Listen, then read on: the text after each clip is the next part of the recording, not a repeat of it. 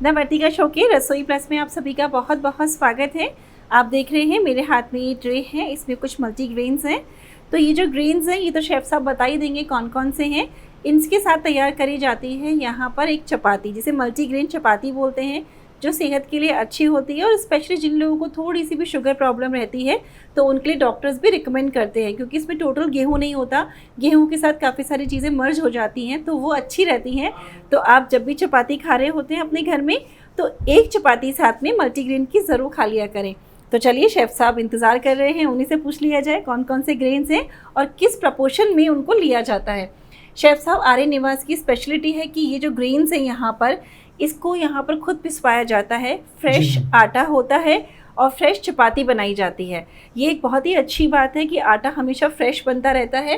अब आप मुझे ये बताइए, मल्टीग्रेन है तो ये कौन कौन से हैं? जी मैम, सबसे पहले हम लेते हैं गेहूँ, ठीक है, फिर जौ, ठीक है, चना, ज्वार, ठीक है, बाजरा मैम, अच्छा, सोयाबीन, ठीक है, रागी, अच्छा, और मक्का।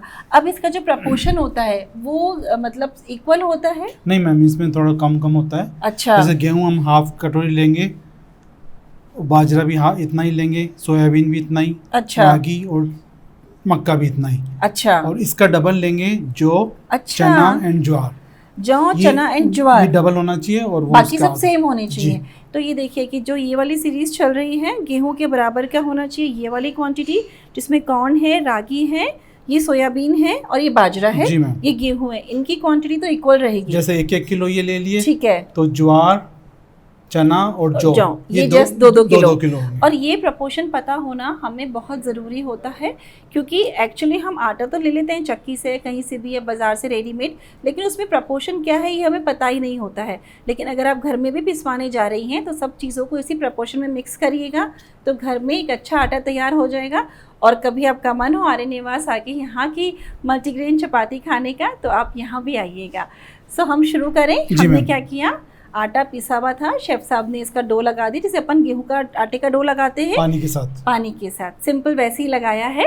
थोड़ी देर डो को रखना ज़रूरी होता है, तो हम इसको भी रख देते हैं। अब ये लीजिए, 15 से 20 मिनट डो को रख देंगे। जी शेफ साहब, ठीक है। तो जिसका डो है वो थोड़ा सा कलर में भी ब्लैकिश जैसा हो जाता है, क्योंकि रागी होता है मैम, चना होता है, सो इसका थोड़ा कलर। और आप ये देखिए शेफ साहब, इस मल्टीग्रेन आटे के लिए मतलब कितनी जगह पे काला आटा, मल्टीग्रेन आटा, मतलब इसको एक ऐसी चीज़ें बना दिया कि जैसे पता नहीं क्या है।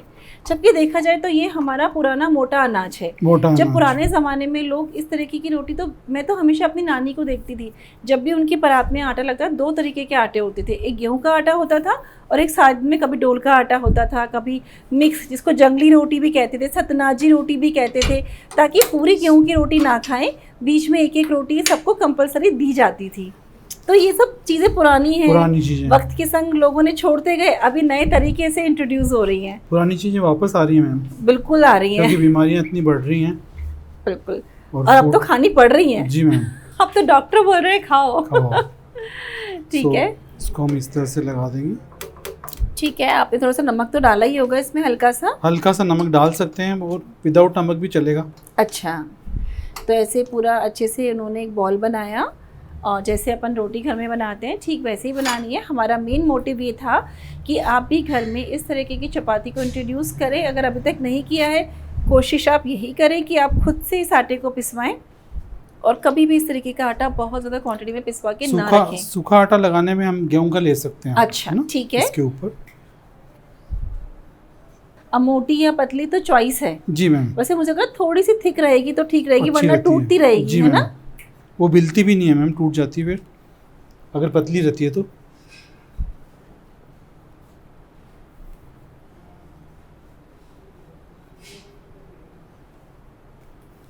इसके ऊपर ऐसे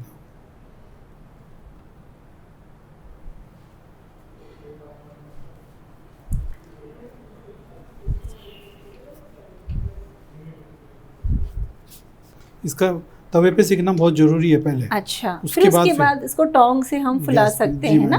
अभी तो देखो गैस पे फुलाते हैं, पहले का टाइम तो चूल्हा, सिगड़ी, ऐसी चीजें हुआ करती थी, तो जो उसका स्वाद होता था ना वही बहुत अलग आता था, बहुत डिफरेंट स्वाद होता था, टेस्ट।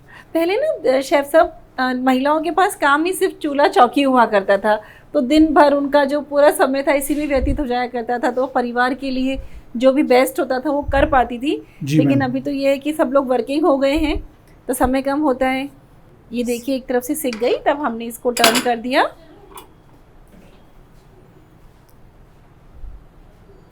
इस तरफ से थोड़ा ज़्यादा सीखने देंगे इसको, अच्छा है, जिससे कि ये फूलेगी फिर। ओके ठीक है।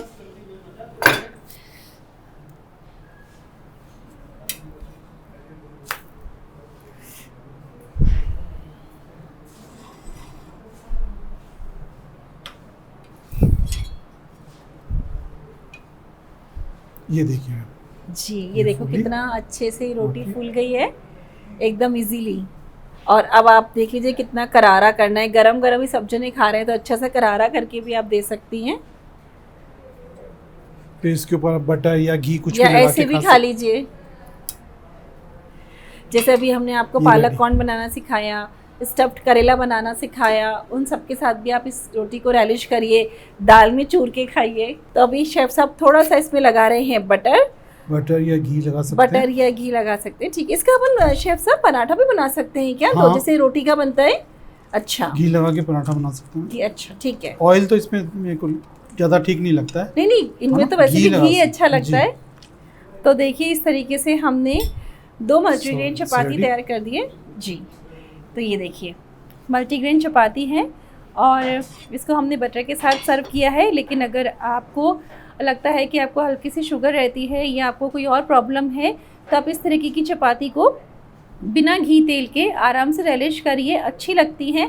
अगर आप 2 चपाती खाते हैं तो 1 चपाती मल्टीग्रेन की ज़रूर से खाइएगा और बच्चों को भी थोड़ी थोड़ी सी हैबिट दीजिए ये अच्छी चीज़ें खाने की, ठीक है ना। So thank you so much chef, thank you thank you everyone, thank you.